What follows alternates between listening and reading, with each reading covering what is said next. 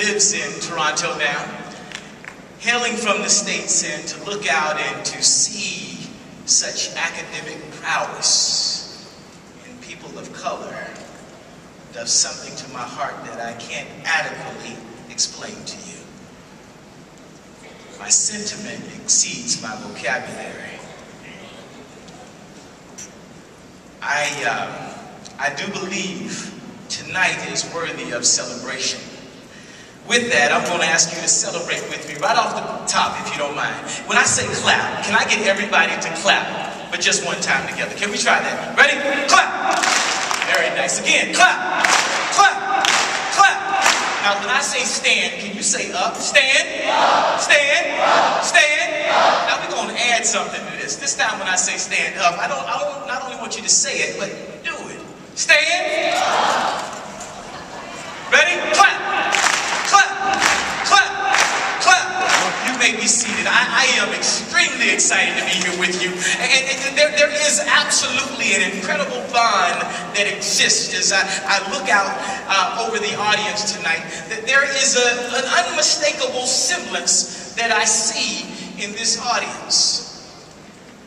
You can see it on our face. It is unmistakable. I guess I have to utter it audibly. That likeness is, if I have to say it out loud, well, an unquenchable desire for knowledge and growth. An insatiable palate for excellence and indeed an undeniable commitment to community. Oh yeah, we also happen to be black. I want to thank you this evening for giving me this invitation. I know you were expecting someone who is not only taller in stature but achievement this evening. But I want to say that I am excited to be here with you. And I should go back and say, well, a great thank you to Cammie, who introduced me, heading up the Canadian chapter here. Can you give a big round of applause for Cammie? Would you mind doing that? And so tonight, I just want to share a few thoughts with you, if I could. And as I was introducing, Cammie went through the introduction. Introductions are awkward for me because in introducing you, people always talk about all of these things that you have done. And for me, I grew up to a single parent down in Florida and grew up in the projects. But that was, well, really, there's a saying, your circumstances are responsible for who you are, but you're responsible for who you become. I want you to understand tonight that I don't just stand here before you tonight, despite the fact that my mom was a single parent. I want to let you know that I stand before you this evening because my mom was a single parent.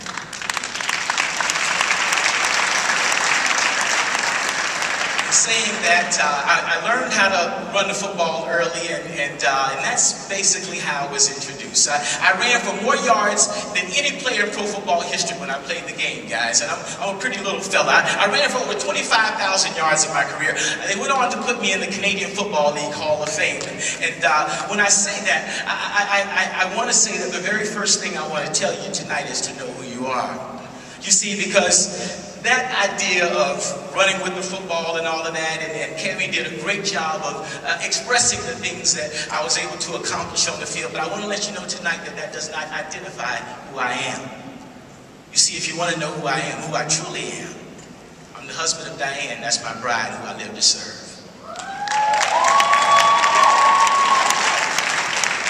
We have been together for 26 years this summer, and we will be married for 18 years on June 7th. I want to let you know that I absolutely adore her. I want to let you know, guys, I quite enjoy serving her too, because she's a hottie. Yes. Not only that, I'm the father of Rachel, Raven, and Riley. Those are my 3 little girls. So if you want to know who I am the husband of Diane, and I'm the father of Rachel, Raven, and Riley. As we talk about this conference and where it will lead and what we'll do, and you talk about success and the possibilities, and UTC made a great presentation, and many of you will go on to great exploits with them and other companies, but I want to say first, to know who you are, for me, is very simple. I'm the husband of Diane, and I'm the father of Rachel, Raven, and Riley. But I ask you before you came into this convention center tonight, who are you? How would you have described yourself? Would you have talked about your resume first? My question is, do you know who you are? And that's where it begins. Ready? Clap! Clap! Clap! Clap! It seems like it's an easy thing to sort of be able to put that whole idea together, that whole concept together. But there's a challenge. You see, the paradox of our time in history is that we have taller buildings but shorter timbers, wider freeways but narrow viewpoints. We spend more but have less. We buy more but enjoy less. With bigger houses and smaller families. More conveniences but less time. More degrees but less sense. More knowledge but less judgment. More experts but more problems.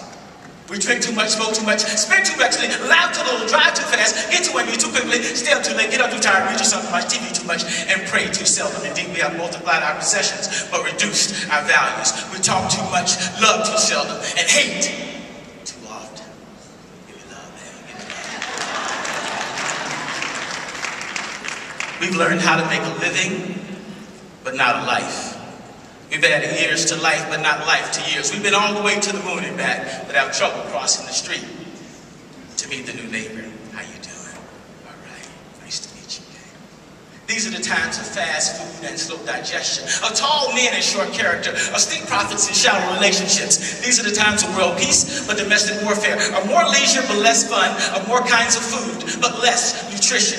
These are the days of quick trips, disposable diapers, store morality, one-night stands, overweight bodies, and pills do everything from cheer to quiet to kill. It's a time there's much in the showroom window and nothing in the stockroom. It's a time when technology can bring this by email. That's how I received it.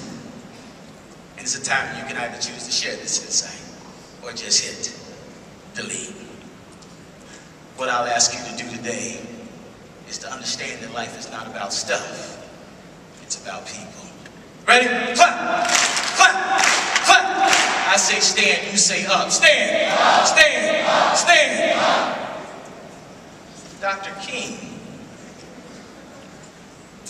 relating to this idea that life is really about people and not stuff, told a story of the Good Samaritan. Now, in this story of the Good Samaritan, he recounted it, but he tried to recount it in a different way. So when Dr. King began to recount the story of the Good Samaritan, he didn't just sort of tell the story as it was. He wanted to sort of dig down a little bit and ask a question. Says, yes, the Good Samaritan did a good deed, but you know, there were some other people that passed along the way before the Good Samaritan got there, right? And he was wondering, why did they not stop? Because there were some people that, well,